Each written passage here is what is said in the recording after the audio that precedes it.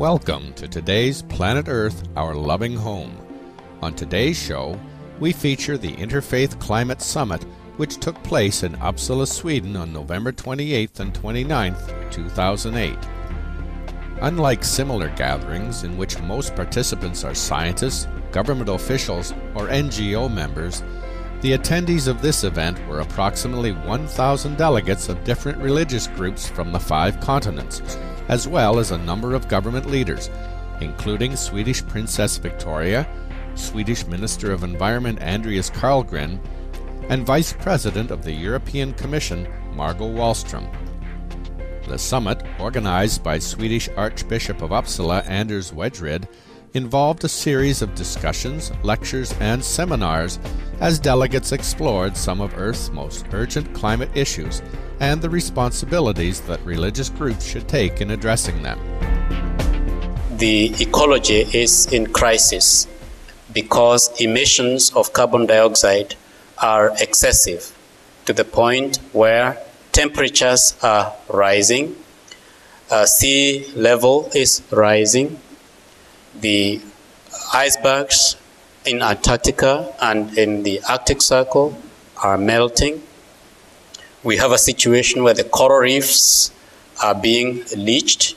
We have flooding because rainfall is coming. When it falls for short periods so that crops cannot grow. We are having longer and severe droughts. And the consequence of all this is that the poorest communities, particularly in the tropics, are endangered. During the summit, Archbishop Wedgrid delivered a speech titled "Hope is a Desire for Something to Happen." I think so many people are scared of change, scared of what we face with the climate change. It's important to discuss these issues together on an interfaith basis. And I think that religion carries a strong torch of hope. If you are to discuss these issues among religious people, you cannot limit yourself to only Christians, because we are living with each other all over the world. And even though religions are different, we have some core values that are also common. For example, the respect for your fellow man, not only limited to who is your close neighbor, but to people far away, and also to people belonging to other generations, those coming after us.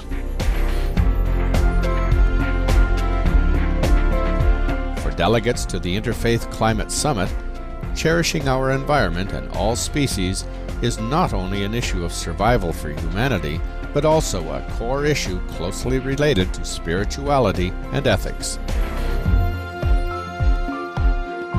Ma vision, c'est que on reconsidère notre façon de nous comporter avec cette planète et qu'on réfléchisse à une nouvelle philosophie de vie qui tienne compte de la dimension spirituelle qui rattache l'homme à son environnement. And we have accompanied the climate negotiations of the UN for many years since the beginning. And we have emphasized that the climate debate is not just a matter of political power and economic interests. It's a matter of spirituality and ethics. It has to do with how we treat each other, how we regard other people, how we regard other species, and also how we treat future generations. I think the basic message from God is that there should be a balance and a harmony, and that harmony has been offset because of our short-sightedness, and that we have a responsibility to handle together. But I think it's important to spread the word that there is a future. God expects us to make use of the best possible knowledge and not to isolate ourselves into ourselves, but really realize that life is about relation to each other. They have so many people who listen to them and respect them. if they bring the whole climate change issue up on the agenda and into their reality and into their discussions with people, I think it can make a change. I think that they can also bring a different angle to the discussions we have. I hope it will be a matter about the moral and ethical principles also, and I hope they can bring the rest of the world into the picture and the future into the picture, discuss what are we going to do with God's creation.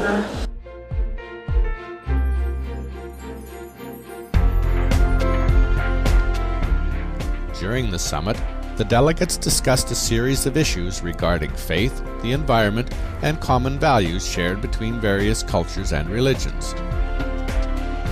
You cannot only speak to others, you also have to look into your own tradition, see what it actually says about your relation to creation, to nature. And very often we have changed our interpretation through the ages and become less responsible, less part of what is actually the setting that we are created out of in all religions.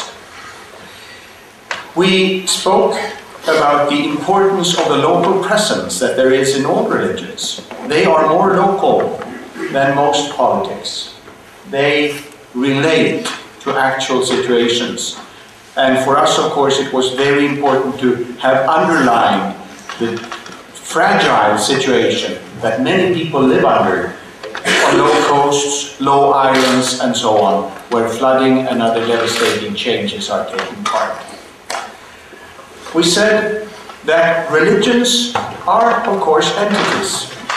But when it comes to basic measures like this, we really find that we can stand shoulder to shoulder when it comes to defending the rights of both humans and creation and trying to express what we mean is sacred, something that we are called upon to hand on to new generations. Be good stewards, but also hand on. We talked about the importance of the relation between religion and science. We also underlined how important it is to dare to speak out. And then we, of course, discussed how do we now go on with the manifesto, how do we reach out to different governments, different bodies, and we recognized, of course, that this is one out of many interfaith and climate initiatives that relate to religions. When Planet Earth, Our Loving Home returns, we will hear from other delegates' views on how religion can be applied to help curb climate change. Please stay tuned to Supreme Master Television. We'll be right back after these brief messages.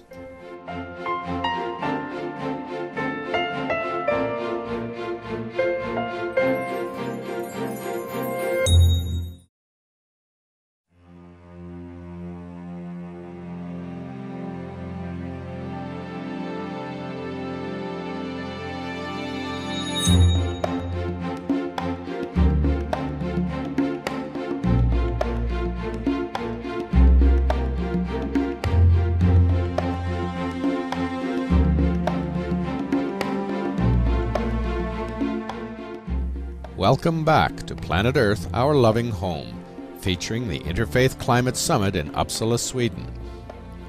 Approximately 1,000 delegates representing different religious groups from the 5 continents attended the summit, which called upon the global community, especially developed countries, to take timely and effective action to curb climate change and prevent extreme weather caused by global warming. At the conclusion of the conference, 26 world faith leaders signed the Uppsala Interfaith Climate Manifesto and pledged to use all possible means to take and share responsibility for providing moral leadership within their various faith traditions and for others who so desire. The manifesto was delivered to the UN Framework Convention on Climate Change, or UNFCCC, and the Swedish government, as well as to governments and religious groups around the world. Enfin, il y a 2 niveaux de réflexion pour trouver des solutions à ces changements climatiques. un premier niveau au niveau du comportement de l'individu, du groupe et de la communauté, et un deuxième niveau au niveau des décideurs politiques et économiques. Et les spirituels, les religieux peuvent apporter un plus pour la modification du comportement et pour une nouvelle orientation des stratégies politiques et économiques. There are three measures that need to be taken.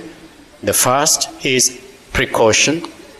We must do our things, including industrialization and urbanization, in such a way that we do not endanger ourselves, we do not endanger other people, other cultures, other nations.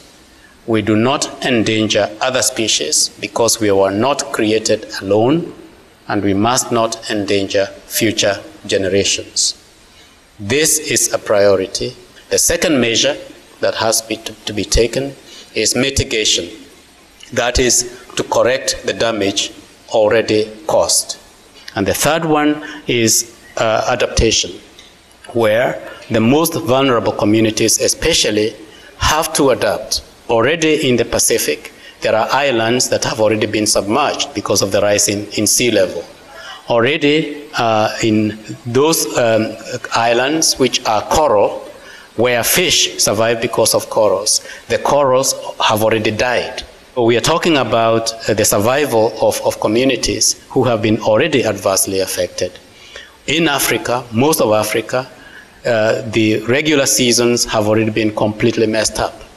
And for the majority of the people in Africa, we can no longer be able to rely on rain-fed agriculture because the rains are no longer reliable. So there has to be adaptation if these communities are to survive. And it is very important that those who have the resources will have to accompany these vulnerable communities in order to survive. The signatories of the manifesto urge political and religious leaders to bear responsibility for the future of our planet and the living conditions and habitat preservation of new generations. On ne peut pas chasser pour le plaisir.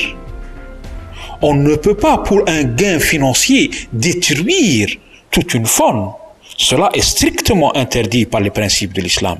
L'islam respecte la nature et la nature est sacrée pour les musulmans. Et donc il y a tout un code comportemental vis-à-vis des animaux et vis-à-vis de tous les êtres qui font partie de cette nature. Et il est regrettable de constater que dans le monde actuel, le code de consommation dominant de la planète va à l'encontre des principes du respect de la nature, des animaux, de la flore, de la faune, etc. Et donc nous appelons vivement à ce que tous les citoyens de cette planète respectent cette nature.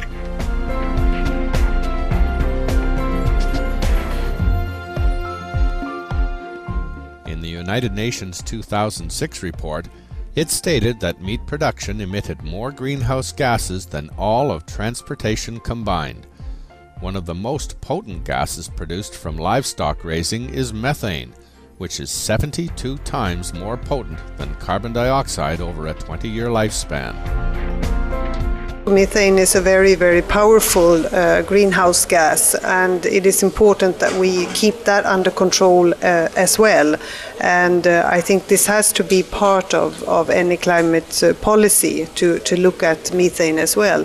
This is, of course, something for agricultural policy, etc., in all nations. One of the main messages of the Interfaith Climate Summit 2008 is one of hope as well as action to save our planet. Archbishop Anders Wedgwood stated in his speech, "Our faith traditions provide a basis for hope and reasons for not giving up." That God's will may be done, which means that there is bread and life, and that the will of God will govern us more clearly in all our actions. We conclude today's program with an excerpt from the Uppsala Interfaith Climate Manifesto as follows. With a sense of wonder, we look at life on planet Earth. It is a miracle and a gift. Clear nights with the sky full of stars fill us with awe. It reminds us of our role in the universe. We have many reasons to be humble. Meditating on the seashore, in the desert, or in the forest allows us to feel one with the universe, yet we are so small. Faith traditions with diverse cultures and backgrounds converge to express wonder and awe at the gift of life.